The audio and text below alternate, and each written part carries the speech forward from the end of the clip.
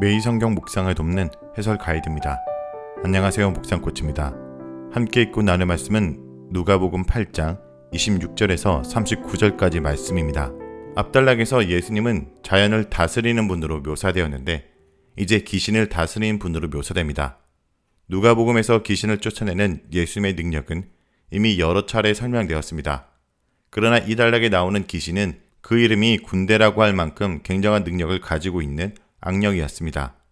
다음 단락에서는 병과 죽음을 다스리는 분으로 묘사되는데 예수님은 이렇게 위대한 능력을 가지신 하나님의 아들입니다. 26절에서 29절 읽겠습니다.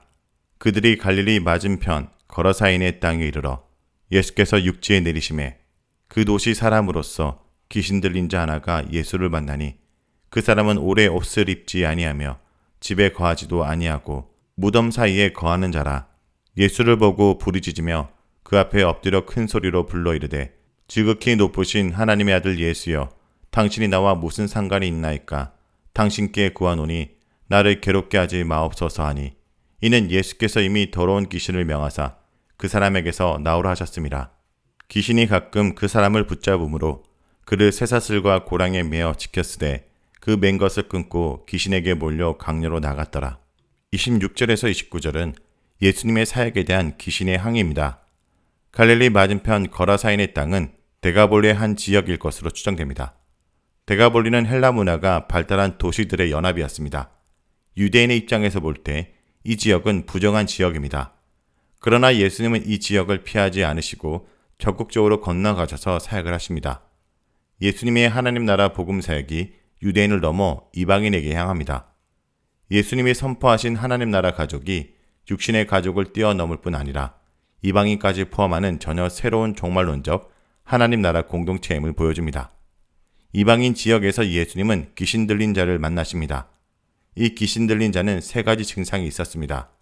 옷을 입지 않고 집에 머물지 않으며 무덤 사이에 거주합니다. 죽은 시체들이 있는 무덤 사이에 거주하는 것은 제의적으로 부정한 짓입니다.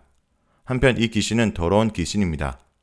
유대인의 입장에서 보면 부정한 지역에서 부정한 장소에 사는 더러운 귀신 들린 사람을 만난 것입니다.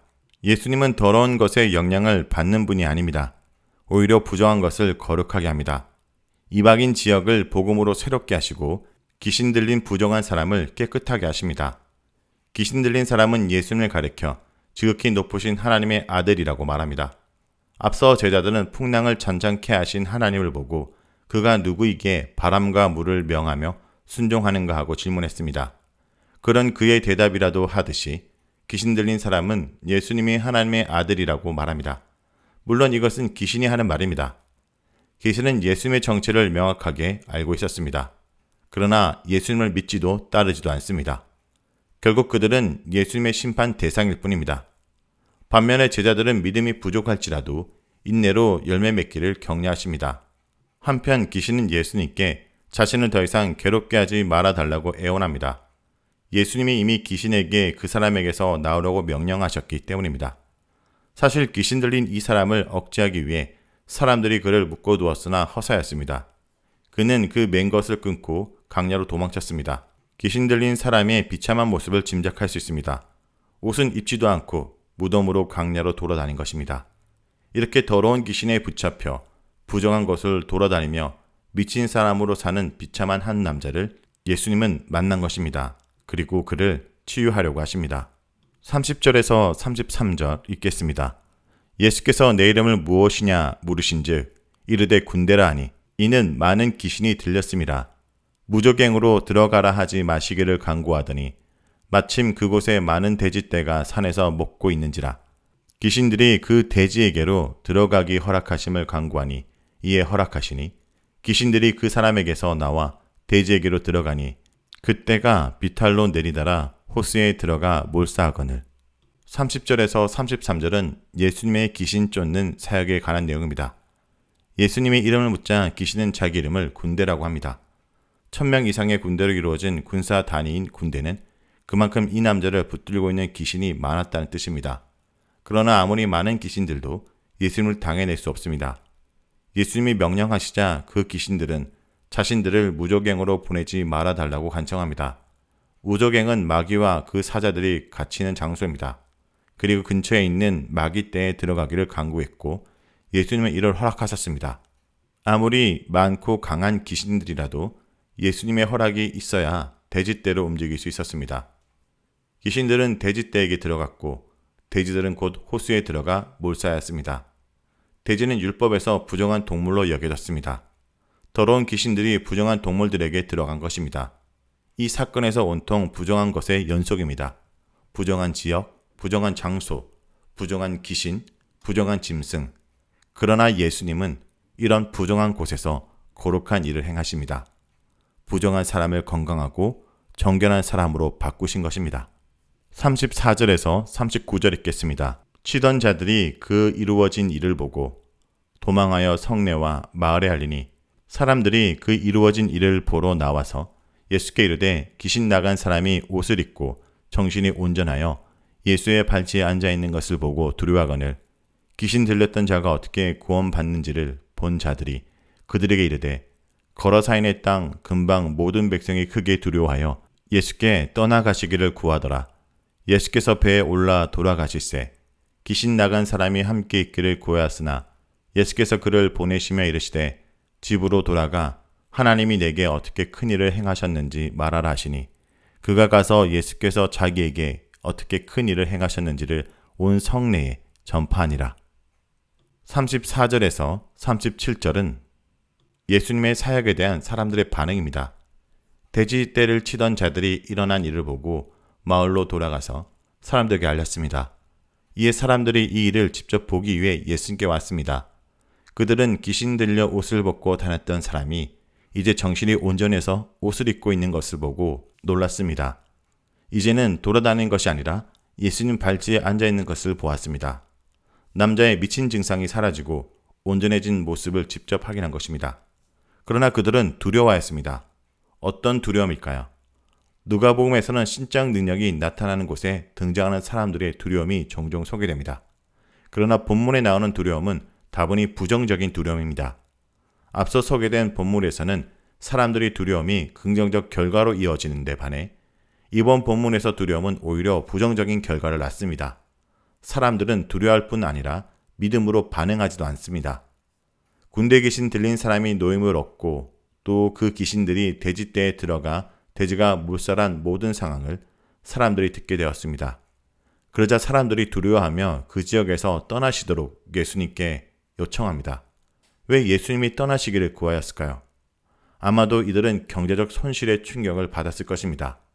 누가복음은 그 수를 정확히 밝히진 않지만 마가복음에서 의하면 돼지 수가 2,000마리나 되었습니다. 따라서 그들은 하나님의 아들을 보면서도 눈앞의 경제적 이익 때문에 그를 영접하지 않았습니다. 예수님은 결국 그 지역을 떠나십니다. 예수님은 믿음으로 반응하지 않는 곳에 좀처럼 역사하지 않으십니다. 자신을 계시할 때 믿고 반응한 사람에게 역사하십니다. 거부하거나 무시하는 사람들에게는 능력을 행하지 않으십니다. 따라서 말씀을 믿고 믿음으로 반응하는 것이 무엇보다 중요합니다. 38절에서 39절은 예수님의 사역에 대한 귀신 들렸던 사람의 반응입니다. 이제 귀신이 나간 사람이 예수님과 함께 있기를 요청합니다. 이 사람의 요청은 무척 자연스럽습니다. 예수님에 의해 고침을 받았으니 그를 따르는 제자가 되고 싶었을 것입니다. 그러나 예수님은 그의 요청을 거절하시고 집으로 돌아가라고 하십니다. 예수님께서 이렇게 하신 이유는 두 가지일 것입니다. 첫째, 이어지는 본문에 나온 대로 예수님은 그에게 자신의 마을로 돌아가 하나님의 큰 일을 증거하라고 하십니다. 예수님은 자신이 한 일이 하나님의 보내심을 따라 하나님의 계획과 능력에 의해 된 것임을 분명히 하십니다. 그리고 이 사람에게 하나님의 일을 증언하라고 하십니다. 그리하여 하나님 나라의 복음이 이방 지역에 널리 퍼지기를 기대하십니다. 예수님의 이러한 하나님 중심적인 태도가 다른 장면에서는 사람들로 하여금 하나님께 영광을 돌리게 하였을 것입니다. 마침내 귀신에게서 노임을 얻은 사람은 자신의 도시로 돌아가 하나님의 큰 일을 널리 전파했습니다. 예수님이 그를 마을로 돌려보내신 둘째 이유는 아마도 그가 이방인이었을 것이기 때문입니다.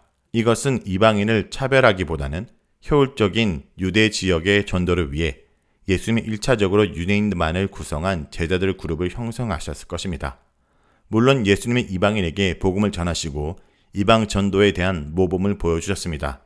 그러나 사도행전을 통해서 알 수 있듯이 구체적으로 이방 지역에 복음화되는 것은 오순절 이후의 제자들에 의해서입니다. 자, 여기까지가 누가복음 8장 26절부터 39절까지 말씀입니다. 오늘 말씀을 통해 우리는 무엇을 묵상하고 적용해야 될까요? 우리를 온전하게 고치시는 분은 예수님 뿐입니다. 사람의 힘으로 고칠 수 없는 사람을 온전하게 고쳐주시고 회복해 주셨습니다. 주님이 베풀어 주신 구원은 귀신이 가져온 모든 파괴 상태를 역전시키고 새로운 상태로 회복시켜 주었습니다. 그리고 그를 본래 자리로 되돌려 보내십니다. 성도 여러분, 오늘도 주님께 나아오십시오. 주님만이 나를 가장 비참한 상태에서 구원해 주실 뿐 아니라 비로소 소망 가운데 살게 하실 유일한 분이십니다. 현재 내가 매여 있고 묶여 있는 그 악한 제약의 건세에서 주님께 나와 해방되는 하루가 되길 간절히 기도드립니다.